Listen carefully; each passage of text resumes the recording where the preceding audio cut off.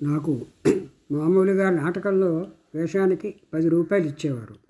హరిశ్చంద్ర ఏ గ్రేడుట, అందుకని 20 రూపాయలు చెక్కు ఇచ్చారు. ఇలా రేడియో చెక్కులు వచ్చినప్పుడు మా అమ్మ నేను మర్నాడు పొద్దున్నే ప్యారిస్లో సెకండ్ లైన్ బీచ్లో రిజర్వ్ బ్యాంక్ ఆఫ్ ఇండియాలో చెక్కు మార్చుకుని తెచ్చుకునేవాళ్ళం. దానికే 6 అణాలు ఖర్చు అయ్యేది. ఈసారి అమ్మ రాలేదు. రాత్రి 9కి నాటకం అయ్యి చెక్కు ఇవ్వగానే మౌంట్ రోడ్లో న్యూ గ్లోబ్ టాకీస్కి పరిగెత్తి సెకండ్ షో అందుకున్నాను. ఆ రోజుల్లో థర్డ్ పార్టీ బేరర్ చెక్కులు తీసుకునేవాళ్ళు. నేను రూపాయి పావాల టికెట్ బాల్కనీ కొంటే ఆ చెక్కు తీసుకుని 8.30 ఇచ్చేవారు. అలా ఆ రోజున విశ్వనాథ వారిప్పించిన 20 రూపాయల చెక్కును మార్చి కార్నల్ వైల్డ్ నటించిన రాబిన్హుడ్ సినిమా చూసేశాను. 18.30 చిల్లర ఇచ్చారు. అది ఇంట్లో ఇచ్చాను. ఎందుకు లేట్ అయింది, రూపాయి పావలా ఏం చేశావు అని అమ్మమ్మ అడిగింది. గేటు కాపలా గూర్ఖా వాళ్ళ అమ్మమ్మకి జ్వరం కాస్తే మందులు బన్ను కొనిపెట్టాను. నీలాగే ఉంటుంది అమ్మమ్మ, ఇప్పుడు జ్వరం తగ్గిపోయిందిలే అని చెప్పాను. మా చక్రవర్తి గుండె వెన్నపూస అంటూ అమ్మమ్మ నా తల మీద ముద్దెట్టుకుంది. మా అమ్మ కోరగా చూసింది. నేను కళ్ళు మూసుకున్నాను. ఎడిటర్ రమణ 5th ఫారంలో ఉండగానే నాటకాలు వేయటం, బుర్రకథలు చెప్పడం లాంటి వాటితో పాటు బాపు, నేను, మండలిక శ్రీరామశాస్త్రి కలిసి ఒక వ్రాతపత్రిక పెట్టాం. దాని పేరు ఉదయభాను. అప్పట్లో మా క్లాస్మేట్లు మొసలికంటి తిరుమలరావు గారి అబ్బాయి రామకృష్ణ, బులుసు సాంబమూర్తి గారి మనవడు సుబ్బారాయుడు, గోవిందరాజుల సుబ్బారావు గారి తమ్ముడు కొడుకు శ్రీనివాసమూర్తి, ఓ క్లాసు తక్కువగా నాగిరెడ్డి గారి అబ్బాయి ప్రసాద్, అతడి తమ్ముడు వేణు ఉండేవారు. ప్రసాద్ కోడంబాక నుంచి చాలా high class rally gear cycle మీద వచ్చేవాడు. మేమందరం దాన్ని సినిమా స్టార్లా చూసేవాళ్ళం. బాలన్నయ్య, బాలక్కయ్య, స్కూల్లో మాస్టర్లు, కొందరు పెద్దలు ఉదయభాను పత్రిక బాగుందన్నారు. మాకు హుషారు పెరిగింది. ఇంటింటికి వెళ్ళి రూపాయి అర్ధ చందాలు పోగేసి జస్నర్ కంపెనీ వారి సైక్లోస్టైల్ మెషిన్ కొనేశాను. దాని ధర 116 రూపాయలు. కొవ్వు పూసిన స్టెన్సిల్ పేపర్ మీద కథలు, బొమ్మలు ఒక గంటం లాంటి పెన్నుతో చెక్కాలి. స్టెన్సిల్ కట్ చేయటం అంటారు. దాని కింద తెల్ల కాగితం పెట్టి దాని మీద నుంచి సిరా పూసిన ఒక రోలర్ని ఒత్తి నడిపిస్తే పేజీ అచ్చు అయిపోయేది. అది 25 కాపీలు తీసి చందాలు ఇచ్చిన వాళ్ళ ఇళ్ళకి వెళ్ళి చదివించి తెచ్చుకునేవాళ్ళం. అప్పట్లో చందమామ కొత్తగా వస్తుంది. వాళ్ళకి ఒక కాపీ పంపాం. వాళ్ళు మాకు పోస్ట్లో చందమామ పంపారు ఫ్రీగా. చందమామగాడు మనమంటే భయపడుతున్నాడు రోయ్, మన మంచి చేసుకోవడానికే ఇలా ఫ్రీ కాపీ పంపాడు అనుకునేవాళ్ళం. బాలన్నయ్య గారు మాత్రం మందలింపుగా హెచ్చరించారు. రమణ, బాపు, చదువులు జాగ్రత్త, రాతపత్రిక వరకు పర్వాలేదు, అది ఖద్దరు అనుకుందాం. ఇప్పుడు ఈ సైక్లోస్టైల్ పేపరు చేనేత పరిశ్రమ. రేపు హుషారు ఎక్కువై ప్రింటింగ్ మెషిన్ కొనేసి బాలకి పోటీ వచ్చేయగలరు. ఈలోగా చదువులు తన్నేయగలరు, జాగ్రత్త అన్నారు.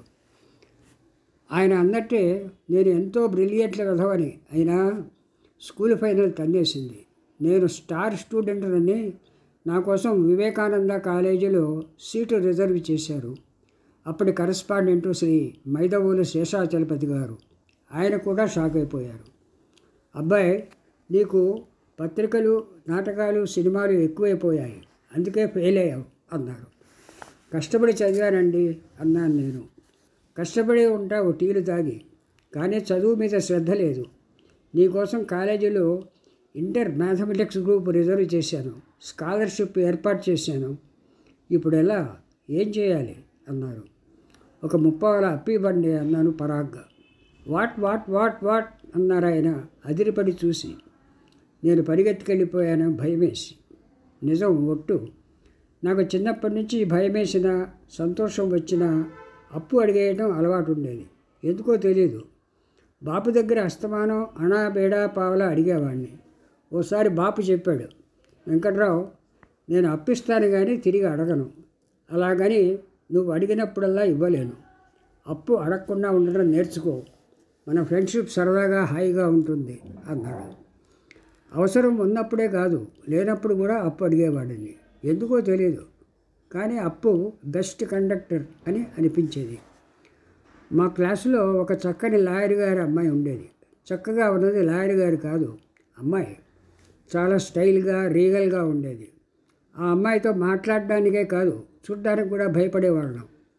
ఒకసారి ఫ్రెండ్స్ పందెం కాశారు, ఆ అమ్మాయితో మాట్లాడని వాళ్ళకి మసాలా దోశ కాఫీ ఇప్పిస్తాము అని. నేను అందరినీ తీసుకుని ఏకంగా వాళ్ళ ఇంటికే వెళ్ళాను. వాళ్ళని రోడ్డు మీదే ఉంచి నేను లోపలికి వెళ్ళాను. సీత ఉందా అండి అని అడిగాను అక్కడ కనిపించిన బామ్మగారిని. సీత, ఎవరో వచ్చారు చూడు అంటూ ఆవిడ లోపలికి వెళ్ళారు. సీత సాబిట్లోకి వచ్చింది. నేను వెనక్కి చూశాను. వీధిలో అవతల వైపు ఫ్రెండ్స్ చూస్తున్నారు. సీత అరవలేదు, కోపడలేదు. ఏమిటి అంది మామూలుగానే. 2 రూపీస్ అప్పు కావాలి అన్నాను. ఎందుకు అంది సీత. మా ఇంట్లో బియ్యం అయిపోయినాయి అన్నాను. అయ్యో అలాగా అంటూ లోపలికి వెళ్ళింది.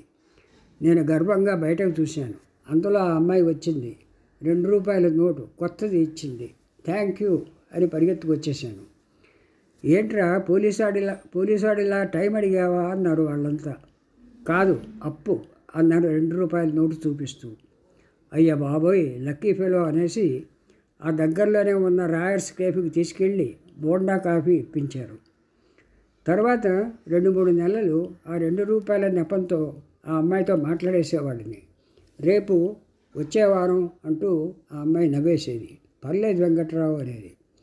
ఇలా చనువుగా కబుర్లు చెప్పడం భరించలేక డబ్బు గల సుబ్బారాయుడు ఆ అమ్మాయికి 2 రూపాయలు ఇచ్చేశాడు. నేను లేకుండా చూసి వెంకట్రావు ఇమ్మన్నాడు, లేట్ అయిందని సిగ్గుపడుతున్నాడు అని చెప్పాడట. నాకు అది తెలియక మన్నాడు సీతని పలకరించి 1వ తారీఖున తప్పకుండా ఇచ్చేస్తానండి అన్నాను. మొన్న ఇచ్చావుగా, ఎన్నిసార్లు ఇస్తావు? సుబ్బారాయుడు ఇచ్చేశాడులే అంది సీత.